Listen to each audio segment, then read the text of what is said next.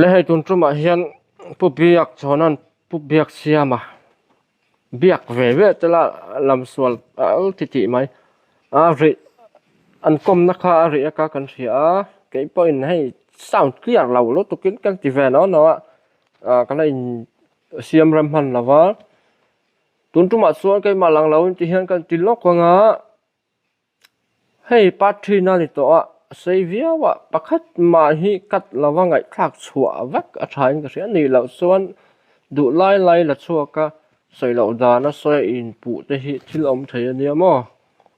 chu wangin mi poi soi pal kha lo om tum mi alawin a bul tangin kan ngai tha anga eng ma ro chu hai video reng reng a thon thuma te han nei ve a khang te kha chu kat phai anga ti chuan kan play ngal chin do na ni o bul tang hian play chinila le tak kan nia ti dun te po hiron rota kan la ti dun te po ka be se ya ama ina mo kan ina mo khoi mzok zo ka cho te I khoma han ti dun te po hi kan la ruan man lawang ti soi ole kha an ti dun na ka hai I pathing le pathing thuak film ve tin an ni chu experience nei to lo dai za to tharau mi ni bok thinker le theologian ni bok an nia mo chu wangin an thuak te po an nem to ni an ni ang sen hi chu sung te wang chon an ti dun na thu du na hin kom na te po chu in hial buan le enge mo in huat na te khak na te tel lo ni do na wangin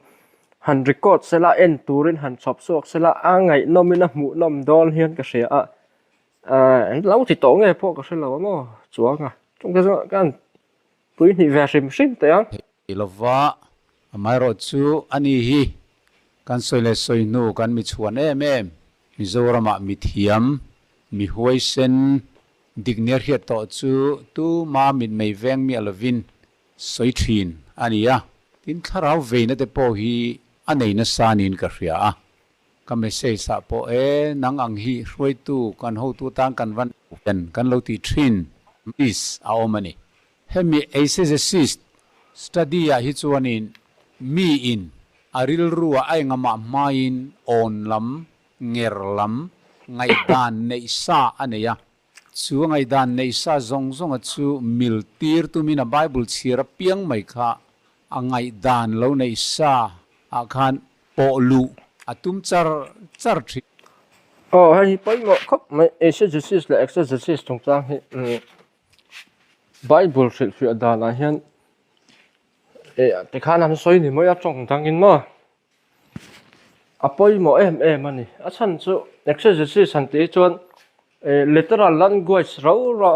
ani chuanin grammatical analysis hi apoi mo top ko phot ani he tiang a chon ti chuan a context po a tul thina a background a eng wanga soi ngen ni enge a hun lai in thil thleng ti te a mun ma te khang an thilom dan hriat te kha tul thina ten exercise ro tur po in trong hi chu thu mal ngai reng po hi om se dang de na ya man chang kan na ya non literal han chua chang om chumi chu exercise sa chuan a leng ve vek ani a om vek ani exercise ani chu mi ala ama ero chu antinan te kin thu chu te kin thu ani anga han hril fia mai khan exercise ni box si khan adika ma se te kin thu la enge me po literal anga soi tral te kha thil om thai kang kha fu lawa chumi sha tur chuan thil poi mo tak ma sa chuan hei literature lama lar deuh figures of speech anti how hi riat ngai ngot mai ni ka tiang tha fu tur chuan no chu lawa chuan trong chung chang hi riat fu ngai bok ni a context a zira han chin le vel dan tur te engema language skill le linguistics lampang hriatan phai chuan an nuam le zualin ka ringama ani lawa bimizo bible le lin sa ringot mang hi chuan a har sa ve ani pathian thu hi chu a chan zo mizo thong a ziak ani miau lawa tira trích trong té hẹp rải té Arabic thì Latin anh té mà xong ông tịt này lại về em mới mà chú hoàng anh trong là lúc tục in person lúc tục khi chú buổi thác về nó lại khởi rất mà ngã hiền in đêm thấy bao nhiêu lâu Jeremy té cấm nhị lâu thấy chưa anh mà rồi chú tịt tuổi cái này Jer thiam té thu lệ lá lâu ngoại thác cá anh lệ cái bộ diện lâu chết té căn tịt tuổi này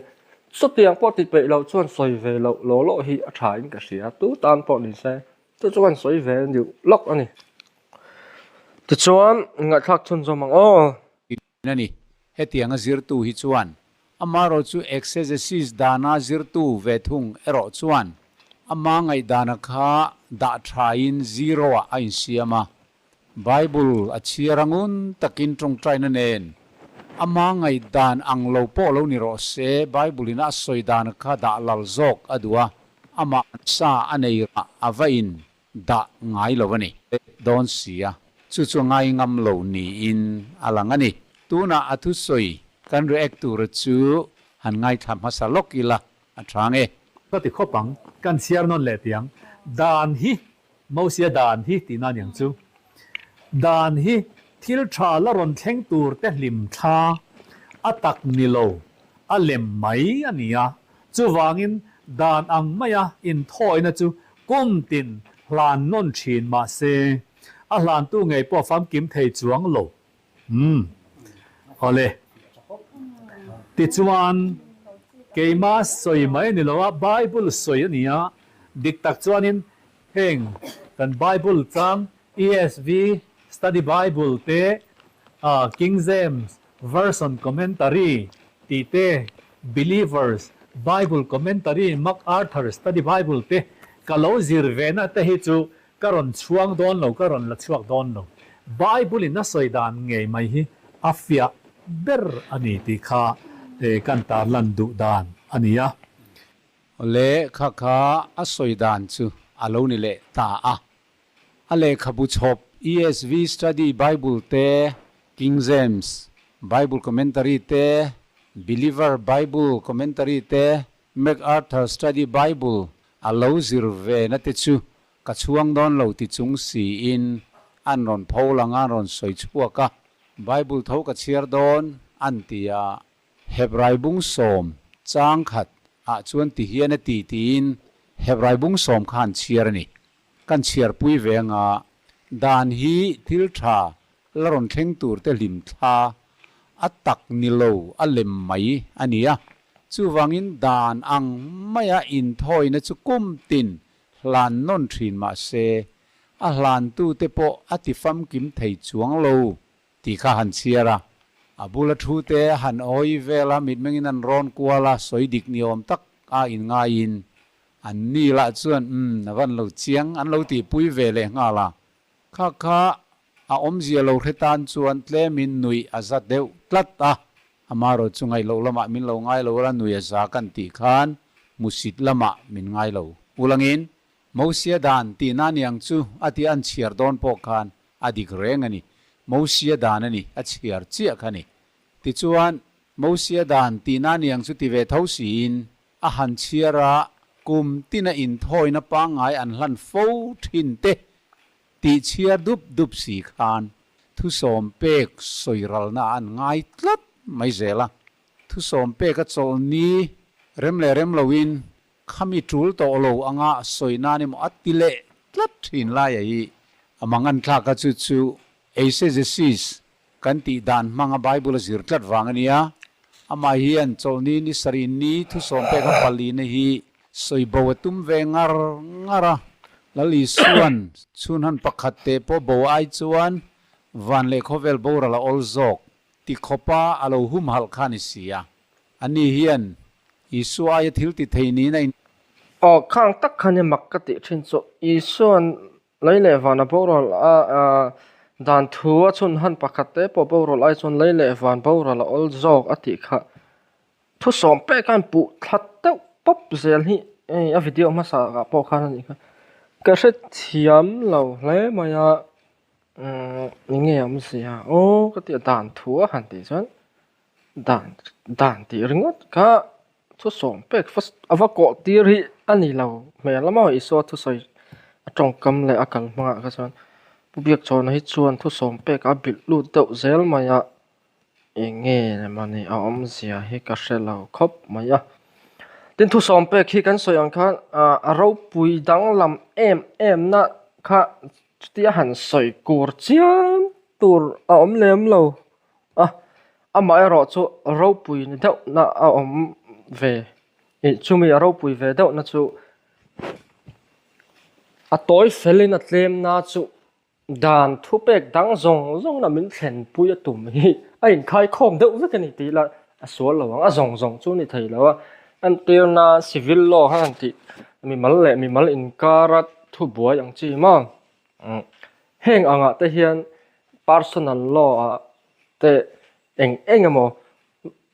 ทุสองเป็กซงอะเฮียนอากิมเวกจงเมียเราเนี่ยจริงๆนั่นคริมินัลปอนี่เสียอากิมเวกจงเราแรงๆอ่ะข้างข้ากิมเวกเรามาเสละที่ general ตักเถียร์จนอาคายคอมวิวนี่รุสุอดสุตัวทัดสุวิเรสุหันติแต่ข้านุนดานชาป้าไงคายคอมาดานทุเป็กดังซงน่ะมันเห็นปุยตุ่มกำนุนาทิลชาเราเห็นนั่นตัวรันหุงจังชากันในนั่นตัวข้างอังจีค่ะอากิมไม่นี่อากิมอ่ะจูมาเราจูอาจจะไว้นะคายคอมเซงเราติจูดานเต็กมุมเรากันซิระกันเองเรานี่ส่วนกันใช้ไทยอันนี้เราส่วนอากิมเวกันนี่ติดเราต้องเขาที่เราตัวนี่อ่ะอากิมเวกเรื่องก็เราเว้สมเจ้านี่อ่ะที่ซงคายคอมเวกทั่วเราอ่ะมั้งจูฟังยินจูไล่จูฝุ่นกิมเวไม่ไล่ให้เราปุยนั่นไล่นี่ไม่เราจูกันใส่นู่นทุกสมเป็กให้moral law นี่ตั้มโซก็ให้จูฟังจวน moral law แต่ให้จู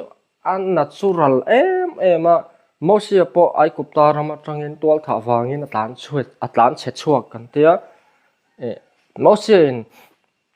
อิสราเอลฟาเตสินัยตลางอลอนั่นลุงเพกละทุสมเป็กอันเนี่ยนะอาศัยตีร์มาคานไอกุบตารามาแต่ก็จวนตัวถ้าคัสทิลชะลาวนี่จีอันเสด็จต่อตีนั่นเนี่ยมั้งทิลดังพอหันเอนิละกิลกัมเมสเอพิกติเตมหันอายลุยตักนี่อันสอยตะปอเห็นอันเลยเองนุนดานชันซิตีนละเองก็มอร้องไก่มอรัลลัมปังฮีเวกอันนี้จู่ฟังอินสอยเราปุยว่ากับตัวเตมสาวเขาตาบิกเลยเองมอเรียวอังก็สอยฮิจูดิกเฮียนก็เช่นไทยเราแรงอ่ะอันที่นั้นที่เศร้าอันที่งานที่รังที่แต่ก็ไงตัวมีชั้นขัดที่เสียจนที่ลูกชายชาลอมช่วงเราเต้นที่มาเราจะชั้นขัดจนนุนดันป้าไงตัวตักที่จะเวนี่แต่พอนั้นเสียที่แต่กันใส่ตัวนี่ค่ะก็เตียงกันหันเคลียร์ตาอีละอันนี้ไงดานะเพราะมีว่าพวกลุ่มริงก็แต่มามีว่าอุยเรื่องก็แต่โซทิลป้าไงนี่ที่จนอันเชฟแบบบิ๊กแล้วว่าตามจอกจนมาเราจะชั้นขัดจนสวนเราอมช่วงเราชาลอมช่วงเราแต่ปนตีกันตีค่ะจู่วางเงินประเทศริงเราเบรเลสาขวมาเบลเราเพราะเฮียนจีนดันป้าไงแหละนุนพุ่งป้าไงตัวริจู่เฮียนอันเชฟอินกันริงอ่ะจู่มักกันนี่ตลอดจู่วางตักจนมีสิ่งเปลี่ยนกันนะเฮียนเวริมสิ่งมันนี่เฮงฮิจู่วางเองข้างที่ละค่ะมีสิ่งนุนดันชามีสิ่งที่หุยงิลตัวเต็ดวันในนั่นตัวเตละมีดังเนี่ยนะกันข้อสักเข้าหน้าอินเริ่มแหละอินไงถ้ากันนั่นตัวละทิลจังกายตบโคกอันนี้วางยันประเทศพออินอิสราเอลฟาดเนี่ยนะคันเจียกินอัปเป็นนนเคร์อันนี้เฮรินเอาอันนี้อิสราเอลฟาดแต่พอคันมาเซียอินนับเป็นมันอันเชฟเต่อที่ตัวเสียงแรงอียิปต์พอปุ่นอันเชต่อมารอจูเชียงแหละสวลตูรินไบเบิลขันมาเสียมังเงินก็ดีฟายนี่ตีจงแต่หันสอยตาอีละเจียกินนับเป็นwritten law เราจังตาจวนติเงดเละสวลนี่มั้งทิลดานนี่เฮียนกษยาข้างอันซอมพัดจวนอันนุนค่ะอันนี้ลินัดลวงโดนติดเชียงซาเรื่องนี่ทุกสองเปกันไอ้ตัวละรูละว่าเวงตุเตกันเตเวงแต่ละก็เสตุเตระตันละว่าอุยเรละตัวถ่านละข้างที่เราส่งค่ะ mi na zom chuan mi fel tak ani nge don ringat mani chumi in khai khom chu pathian chuan a hre chiang em a chu wangin fel takin a hlawma a pe ti na ani erin omamo ama ero chum chu tiang ani wanga pathian dan bik han ti viau kha adong kha pathian dan ni ve lo mi mo sia manga pathian in a pek ani vek chuan pathian dan ani vek ti na ni chu ni ani le pathian pek lo mo sia na zia kem chu zo na chu chan ngai ta ni pathian pek lo mo sia na lo zia ka ni chon mo sia dan bik te po han ti la mo chu tiang chu thil kal dan tur ni ama ero chu mo sia manga pathian pek vek ni che chuan pathian dan po ani vek thu som pek ani mo som pek lo ani mo za pek po ni se mo khalaya kha chu kam tuai school vel mai ni hian ka hriak ngai ta mai nge muniang o ti mai turin in thoi na tele mosia le khabua dan ama ngei poina mosia dan aniang chu he dan hi tia a chiar don por riat chian em niang alang an chiara kum tina in thoi na pangai an hlan fo te chuan alo nai chung ti ka ma ti fam kim thei don si lo ti chiar ve reng si khan chunan pakhat po bo thei lo thu som pek soi bo na mo ti le tlat thina he hebrai bung som chang kha thu hian engdan nge soi ti kha azir fia du mi alo mai ni nge ni he thiam lo zok o ka tia hebrai bung som chang kha thu hian thu som pek lam reng a soi lo wa kar tin chol ni po a soi lo renga biak buk rong bol na kum tina thasarina ni soma anin thoi thin soina ni adik tak phei chuan helai hebrai bung soma kher hi chuan ni tina in thoi na chung chang po kha soi lo kum tina in thoi na pangai an hlan fo thasarina ni som ni atonement day chung chang kha aron thur lai tak ani nge he lai soi lai phei hi chuan hemi chiar ko sia thu som pe ka lai li mi zu thur chuaka solni sabat soi bona mo an ti lui tlat zelai kha mangan thak lai chu ni khatiang kha chuan in pathian thu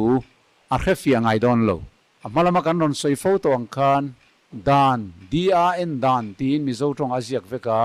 sap tonga law law tin khalai kha chu adik ka tikho mai ke po pu biak chona so hi dikan helai hi chu an zia kum tin an hlan thin tin na tra sabata lo pu tra te weekly sabata lo pu tra chu adik lo pu biak sia mata po hi ni an mi thiam tak ni na chu rin thurina hian engemaw on lambik na ya rui chil deuh nei hi chuan eng kau ran mai po hi ka soi to kha ma po kan bang lo reng tu te po hi mo chu wangin a boi thlak thin he ngin zer chen anga ya hep rai bung sari chau vela tang kha khan cherila thuthung hlui le thuthung thar tia soi po kha kan soi thoi to kha tuna aton men dai tlan nan ni eng lawami hi ran thi sen manga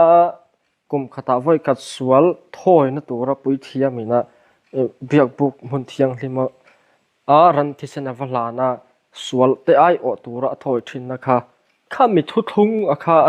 ania tin zon bera kha chu chi chu ta po hian ran soi le ma chu zok chu ni ti chiang renga kha khan iso krista thi sina entira iso krista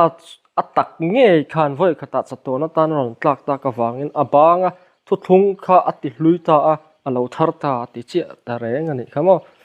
helai hi chu sabat lamani lo ti chu atike thu som pek hrim po ni lo hrim thu som pek ti ban tum na lam po ni lo hei chu mo a tel lo ve hrim ni helai chang ai chon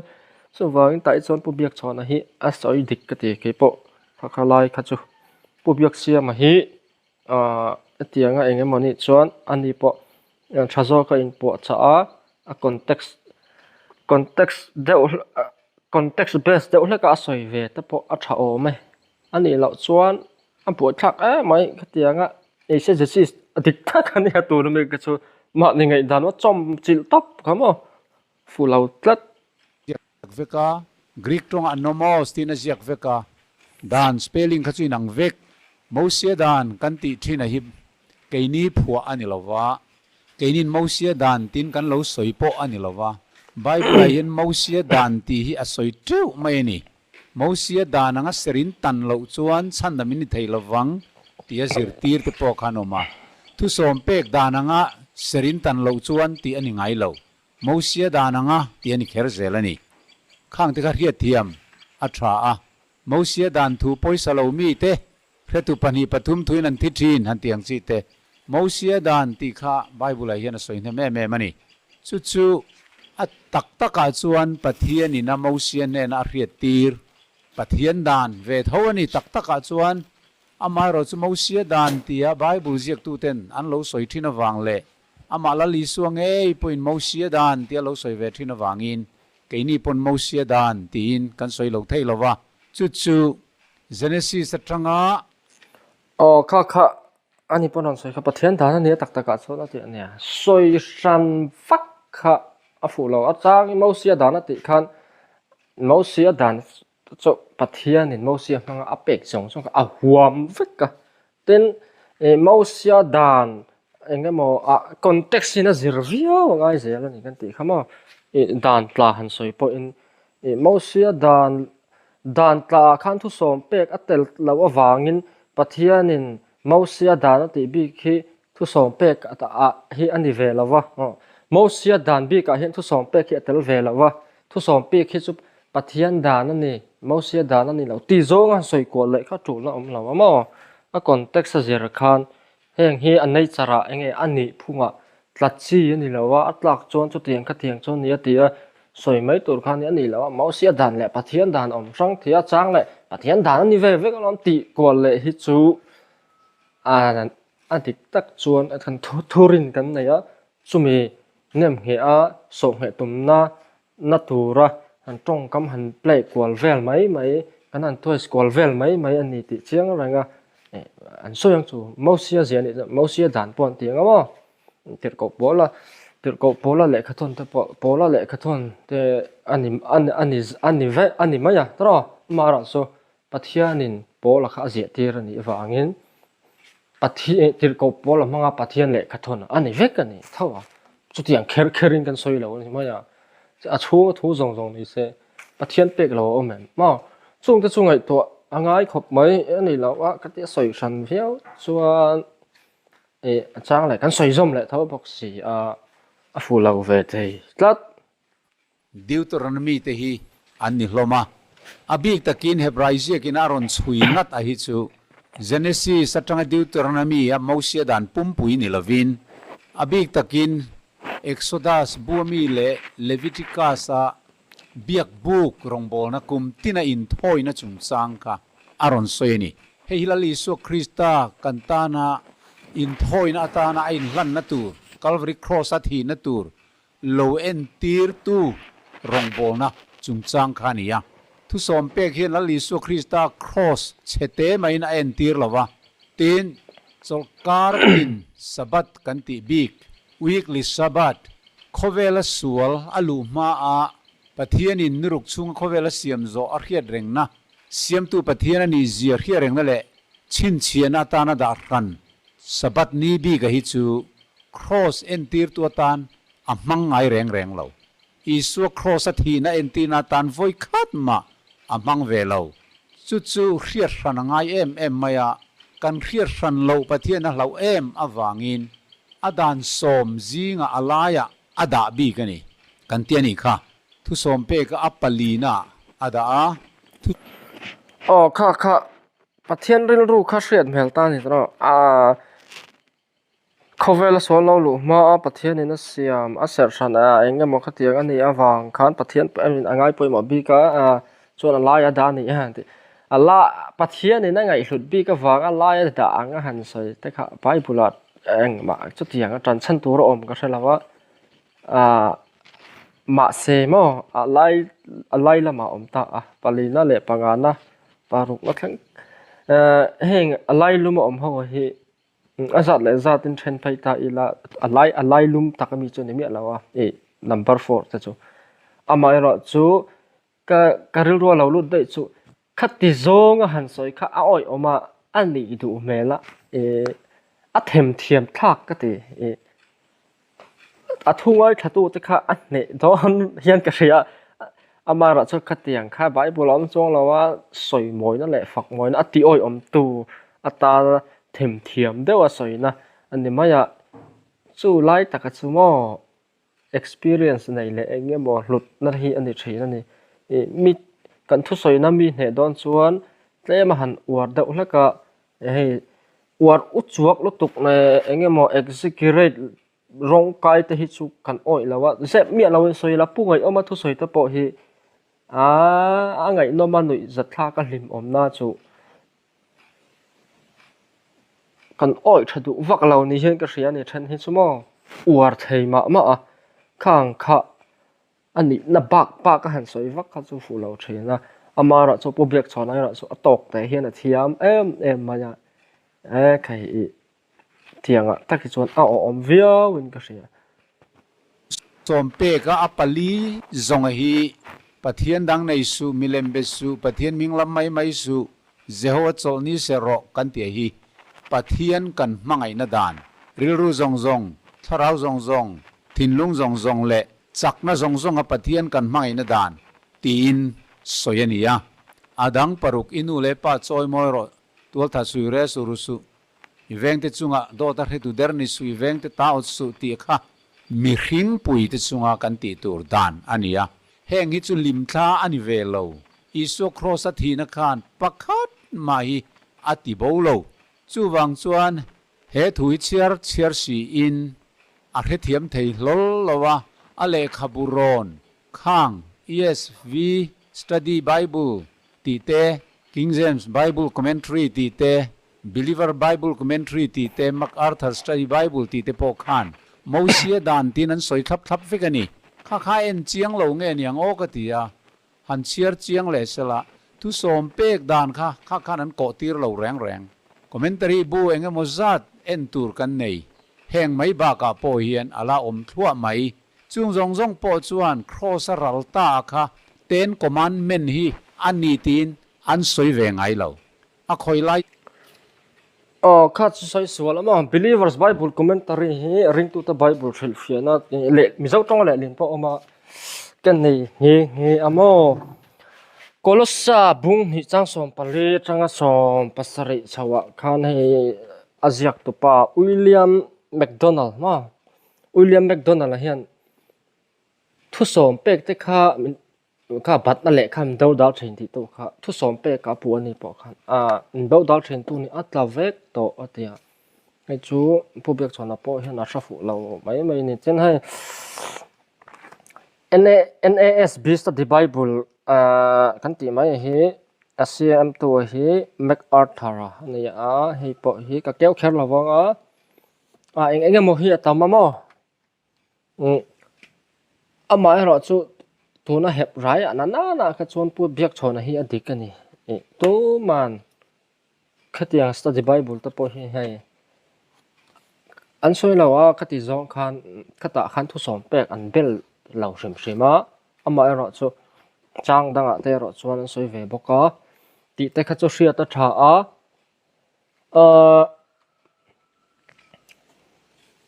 เราฮีน่าเราเอ็นเวชินชิมรู้ทลักชิมพอฮีให้เฮียเนี่ย Believers Bible Commentary เขาว่ามีโจทย์ตรงอะไรลินเอามาให้อันดูจนไงเวนไหมตัวในซับท่องเทียมเราตอนปกอันซ้ำตะกินเอาตีไล่ข้ากันใส่ดูดังที่สุดกันตีหลังแค่เราไม่ปอนี่รอเสชัดชิมผู้เบียกชนนะครับสวยฟูก็ตีเห็บไรนะครับสวยก็สวยต่อกันผู้เบียกเสียมาฮีไอ้บิอุลุกเวสเจ้าจูงไงนี่ฟูเราเชียนลัดก็ตีงะคอนเท็กซ์เดี๋ยวที่เราหันใส่ป๊อปเซลค่ะปัดลิงที่ตานเพจส่วนมวยแต่พอมวยอมแล้ววะเต้นรองบอลตู้ที่ตานเพจส่วนมวยเราเลยส่วนแล้วนี่ว่าฉลาดเราข้างค่ะซิมมาฉาตัวโปนี่หรอใช่ไหมแห่งไรจู่ฟูก็ติดเข้าไม่เกี่ยวทุสอมเป็กซิมมาหินสวยเลยเช่นนี้ละสบัดที่จู่เซรามันเนี่ยล้อเนี่ยมอร์ล้อนี่เรากันติค่ะ adang hi chu moral law ni han tla a han enge mo chi ni lo hrim mai dan tla ti om zia hi hriat fu ngai khop mai dan kha tla ka pathian in a nuai bo to chuan kha dan in a khap thil kha alo khap to te ho kha a thiang le ta vek ti na ni ta ni en ti nan hai India rama po kan om India rama kan oma dan te hi an amen thi na ni ma amendment act atam em hi tin enga parliament le khang velin an amen ni kher lo po hian supreme court hian repeal top te hi anei thin hi chunga repeal chuan dan ma sai na lo khap te kha en ti nan constitution ne na in kala chu wa he dan hi man tlak ani lo we engma lawa engma ni to lo we so constitution ne na in kala wangin aman tlak lo anti an repeal thin ta ni kha ang chi ya te kha chuan an repeal chuan kha danin lo khap a kha thiang ta a dan pui constitution a kala wangin constitution herin jok tur ani te constitution in soi ang khan omle mai tur ani mo enge mo khoi lai mo ina lo khap a kha a thiang le ta an repeal ta an suit ta ti na ni chu om zia chu nia chu wa pathian in dan kha a abolish chuan tun lai tong hoila a repeal ti na ni veta ni sumo chu wangin thu som pek zong ti tlak vek chu a tlak vek to nuwa ui re te tual tha te ruk te la thiang chuang si lo lai kha lo om zen nei lo chu heti zonga sabat ser du lo wang lai sabat ti tlak tum wang a soi chi ngan om hi chu pathian thu zir dan tur nei lo ni hei chu mo a fu lo in nu kha inu pui kha mi in ron ui rengot se thu som pe ka tla to a thiang to lom I lom lawang chu nei mai chu wangin ka ti zonga soi chi ni lo uluk do ngai to ngai an natural lo to kan ti kha eng moral lo ti te hi chu han the tha ka su chi ni lo hrim mi hring pian ken ani ve hrim quarrel thir nei sara hian om ve hrim ani mo chu wangin mol de pathian thu soi pup tur ni lo zir chian ve de atha katia chu wangin a thu zir dan le akal pui dan hi abayas lutuka ngersa aneya huat deu mai dan aneya chu chol ni sabat hi hotlata soibo dan ngai tu char ma se eng ang point soibo tu ma se a soibo theidon lo chu chula li su an lo soivek to leile van rang ka thuer o chu ral lawang ti top mai ni chu wangin he thu pek te berte zinga pakhat po bo che chu tiang ti ve tu rami te zir ti piang chu van rawa mi te beran ti don chu miom je chu mitling lo van chung kwa tel ve phak lo tin ama khan kan soi ani kha ole athu soi dang lo en le lok la in zul le lo ma a soi dan ngai charin a soi atan dan ngai char tang ani ti chuanin then khat chuanin kan soi bel le ka nga lim tharong bol na te chu ani reng alom amaro chu sabat cholkar ni 7th day in rin ni ser hi chu nge ni ceremonial law ani lo nge ni sa kho ser le sang ani lo moral law ni ti in pol then khat chuanin a valid ani voini chenga sir ala phuani antia chu ta chuan moral law le ceremonial law chungchang an lo thiar sang ta awam zia chu he weekly sabat hi ceremonial law ani zia kha bible hian alo te chiang khop maya chu wang chuanin khang kan dan siama te po khan entinan ESV study bible chuanin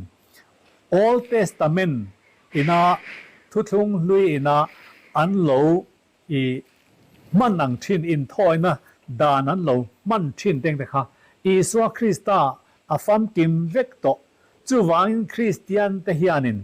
Mosia dan noya kanom to lo ni Mosia dan kan zom vek hi atul to lo ni zalen kan ni to dan atanga tha zalen kan ni to ni antiani ka soi dan khania athu soi kha chu diklat si ESV Bible study an ti teng te po kha an ro na khan mo sia dan lir nen soi ni kha khan mo sia dan chu khang in thoi na te kha an ti ta ron soi ta chia ma po in tu na khan kan ngai thave ka khang in thoi na dan zong lim tharong bol na kha chu lali so krista khan afam kim to wa mo sia dan noya kanom to lo ni ti te kha diklesia ma se tong kamin soi ding ma se Bible zuron te khan Old Testament hu na in thoi na zong te kha atul to lo lali so krista afam kim to ve kani ti lirin ne an soi ni ma se ni chuan akal zela to pa thu som pek soi bo na turanga khan a gol tir zela thu som pek ka sabat ni teng te kha a kai lu tel zel tlat mai ni kha apoi em maya khatiang anga on lam nei sa nger lam nei sa a pathian thu du lo về lại khut mà bắt trong phong thiam tặng này xí ati về lại khut thì na cái bộ con này ai trong hết chuan mình dâu trong ai hiện trong sual thầy đàn chỉ sang ở mà lăng sar zo là chuan hay thu mal hi thuộc lại asipel kan ti dang làm trên này inflection nan tiang chi hi omen tin nan vuak vo kan tiang chi ma khát tiang an thuộc sual ang chi kha atam do khop maya te han tong ai chuan ten balha ve rim ma thu mal thuộc chumi pia lama chuan thuộc rim ti dik lo pal hi om theya ten chumi pia lama chu lo le a chuan thu mal a om zian ni lo zo nga man a om le theya semantics error ang chi khama khang te tin syntactic error te thu che dan dik lo te om theya tu na mi po kha lexical error ang chi da khatiang ti kha atok reng lai khatiang ang an ti am double chau la kha amara so kan mang sa khatiang ang chu tiang ang khitiang ang ti te hi su tu lai thalai trong tak phei chu ne maro chu ke het yang lam tui pui kan ya a trong che chil ber mai le ti deuh cher chuar hian kan tui pui a han soi point thla sun nang po khati cher chur khai nia min ti mai theya amai ro chu kha tu na pa ma tui pui zong te ni ve chuan soi te khan nuwa ma soi lo thei po ni lawa ka thiam ve ka ti na lam ni reng lawa du tui te lo ol ve a thanem ngai thuwa kan soi ve lok ni patling chuan khatiang ang ti te hi mang to lawang wo tlang wal pon o pathoi pon o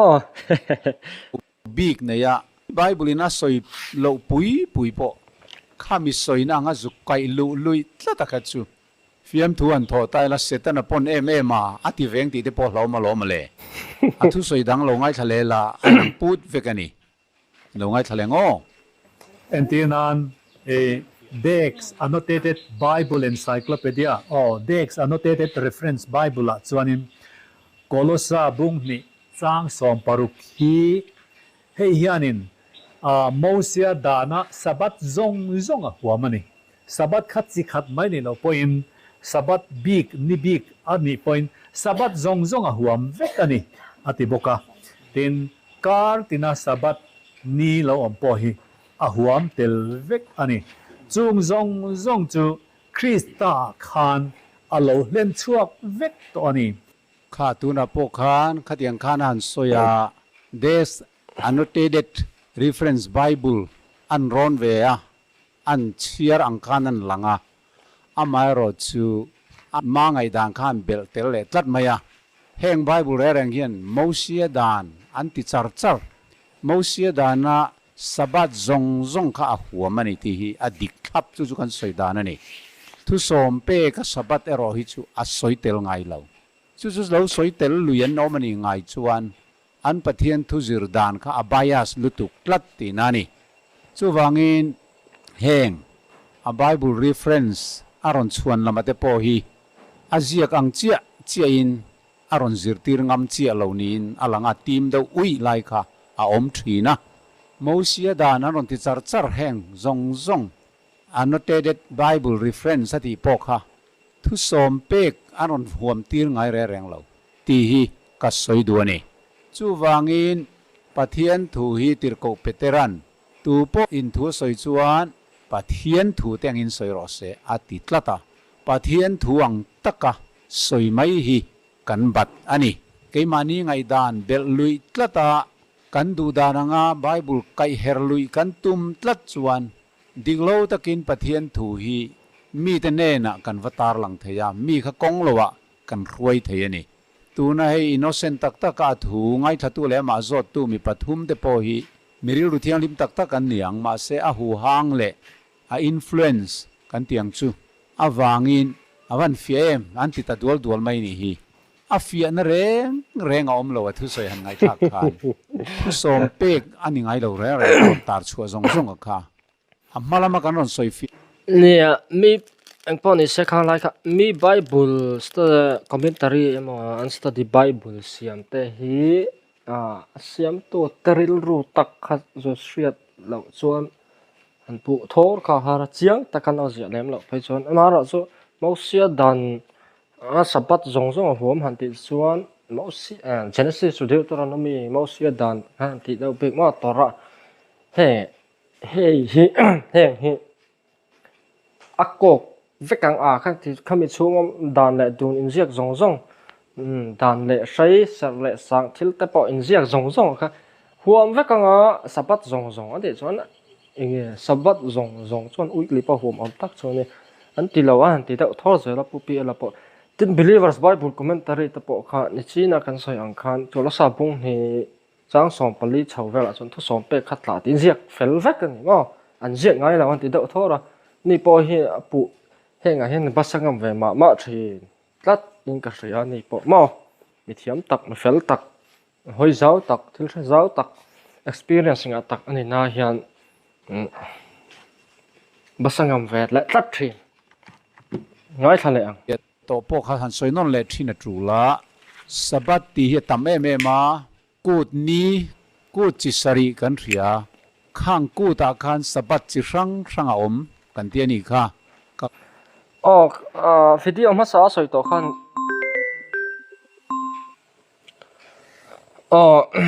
ti khan a soi le don ni om video ma sa mi te thau khan ni karanga ku ni wang thla sabat ti vela kha kat phai do zor zor china len ku ta po khan sabat pan ti chem khale mangai na ani lim takin kanin kom ze langa koi deu lo mo wanga kha thil ron soi kha a soi dai dan zom that sau na turani to zok la in I som te tan dan zom that chu an chian in ti ta hlo mai te kha arab thak a chu choi sang ve nge oi ma our mission hiat lai hian a om ngai lo tir ko pola te zirti na po a om a fia na reng an chiar ang kanan langa amai ro chu mangai dan khan bel telet tat maya heng bible reng hian mosia dan anti chak iru thiang lim tak tak an niang ma se zonga aron soidan po khalo en ula tim ui lai om kha alpha bel cha lai chu ni kan lo ron ve thin bible commentary te po kam te po hi chu wangin Christian te hianin eng ni po hi ni bik atan kan mang thei kan ser tlang thei vek ani alo ti ni có cái khoai mấy thì xong rồi có phía sao có tiếng cái lâu thế đấy tôi là chú mà nó trang tao khăn ơi cái tiếng lại Eo. khoai nó ram giống xong khai cái không ấy thật là nhiệt chú ei mo chok na sa va ni chinaron soi tong le tunaron soi tong khan eng ni po hi kan ser thei vek to ni te aron ti mai maya ma selangin kha phua chop bokani Christian te hian eng ni po hi an ser ngai lo ser bik an nei tuna poni hian Sunday hi a ser bika Sunday ni hian ha thokin chuak ta ngau se a thoran ka ser mai don kan zalen vek to han ti chia sela Presbyterian ko ran hian upa ten la roi zel duang emo ko ran member a pon pom don kha poi mo khop mai eng ni po kan ser thei ti wanga Sunday an ha thok ros chin se ti vel zong la lak ko chi khani lawa a boy thak thei khop mai amo hei hi chu an tan chan ani ve sem sabat lam po eng ni po ser thei ti ni wanga en ti na Sunday te chu Bible thu pe kan ni lo Bible la hian Sunday ya han meeting ang chi meeting chen han da mai mo English Bible than ka tin assembly kan ti ang han pun kho ma